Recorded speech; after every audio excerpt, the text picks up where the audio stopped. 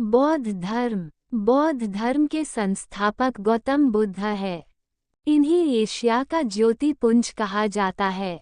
गौतम बुद्ध का जन्म 563 बीसी में कपिलवस्तु के लुम्बिनी नामक स्थान पर हुआ था। इनके पिता शुद्धोधन शाक्य गण के मुखिया थे। उनकी माता माया देवी की मृत्यु उनके जन्म के 7वें दिन ही हो गई थी। इनका लालन पालन उनकी सौतेली मां प्रजापति गौतमी ने किया था। उनके बचपन का नाम सिद्धार्थ था।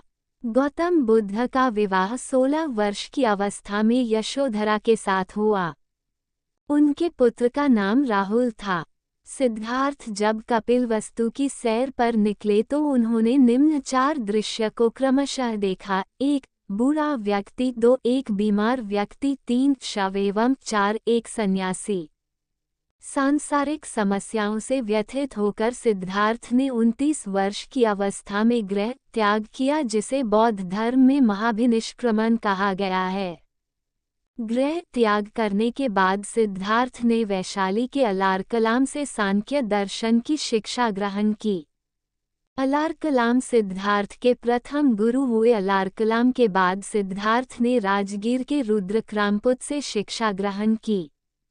उरुवेला में सिद्धार्थ को कौंडिन्य, वप्पा, भादरिया, महानामा एवं अस्सागी नामक 5 साधक मिले। बिना अन्न जल ग्रहण किए 6 वर्ष की कठिन तपस्या के बाद 35 वर्ष की आयु में वैशाख की पूर्णिमा की रात निरंजना फल्गु नदी के किनारे पीपल वृक्ष के नीचे सिद्धार्थ को ज्ञान की प्राप्ति हुई।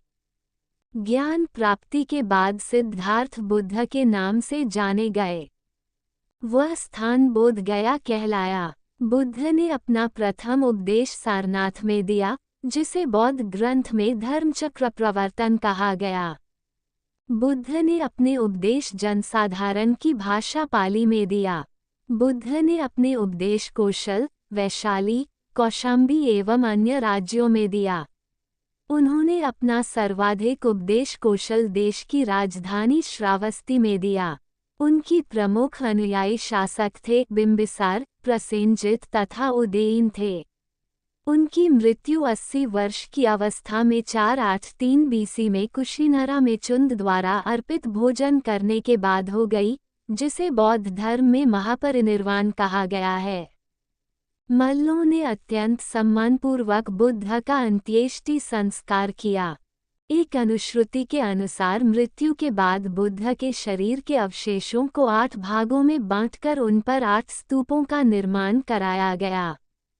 उनके जन्म एवं मृत्यु की तिथि को चीनी परंपरा के कैंटोन अभिलेख के आधार पर निश्चित किया गया है। बौद्ध धर्म के बारे में हमें विशद ज्ञान त्रिपिटक, विनय पिटक, सूत्र पिटक व अभिधम पिटक से प्राप्त होता है। तीनों पिटकों की भाषा पाली है। बौद्ध धर्म मूलतः अनीश्वरवादी है। इसमें आत्मा की परिकल्पना भी नहीं है। बौद्ध धर्म में पुनर्जन्म की मान्यता है। तृष्णा को क्षीण हो जाने की अवस्था को ही बौद्ध धर्म ने निर्वाण कहा है। विश्व दुखों से भरा है का सिद्धांत बुद्ध ने उपनिषद से लिया। बुद्ध के अनुयायी 2 भागों में विभाजित थे, एक भिक्षुक और 2 उपासक भिक्षुक। बौद्ध धर्म के प्रचार के लिए जिन्होंने संन्यास ग्रहण किया उन्हें भिक्षुक कहा जाता है, और उपासक गृहस्थ जीवन व्यतीत करते हुए बौद्ध धर्म अपनाने वालों को उपासक कहा जाता है। बौद्ध संघ में सम्मिलित होने के लिए न्यूनतम आयु सीमा 15 वर्ष थी। बौद्ध संघ में प्रविष्टि होने को उपसंपदा कहा जाता है। बौद्ध धर्म के 3 रत्न हैं, बुद्ध, धम्म एवं संघ। चतुर्थ बौद्ध संगति के बाद बौद्ध धर्म 2 भागों हीनयान एवं महायान में विभाजित हो गया। धार्मिक जुलूस का प्रारंभ सबसे पहले बौद्ध धर्म के द्वारा प्रारंभ किया गया।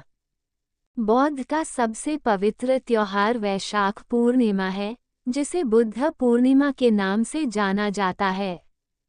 इसका महत्व इसलिए है कि बुद्ध पूर्णिमा के ही दिन बुद्ध का जन्म, ज्ञान की प्राप्ति एवं महापरिनिर्वाण की प्राप्ति हुई है। अनिश्वरवाद के संबंध में बौद्ध धर्म एवं जैन धर्म में समानता है। जातक कथाएं प्रदर्शित करती है कि बोधिसत्व का अवतार मनुष्य रूप में भी हो सकता है तथा पशुओं के रूप में भी।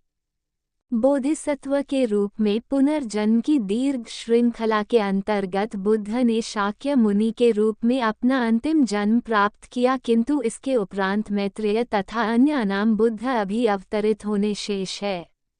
सर्वाधिक बुद्ध मूर्तियों का निर्माण गांधार शैली के अंतर्गत किया गया, लेकिन बुद्ध की प्रथम मूर्ति मथुरा कला के अंतर्गत बनी थी।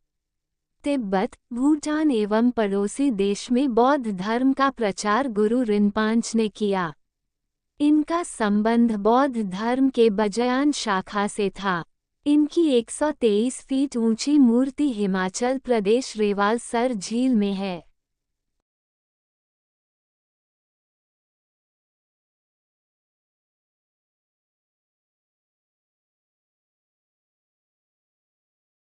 आशा करती हूँ कि आपको ये कहानी पसंद आई होगी। आगे और अच्छी कहानी सुनने के लिए हमसे जुड़े रहे, चैनल को सब्सक्राइब कर ले और लाइक कर दे। धन्यवाद।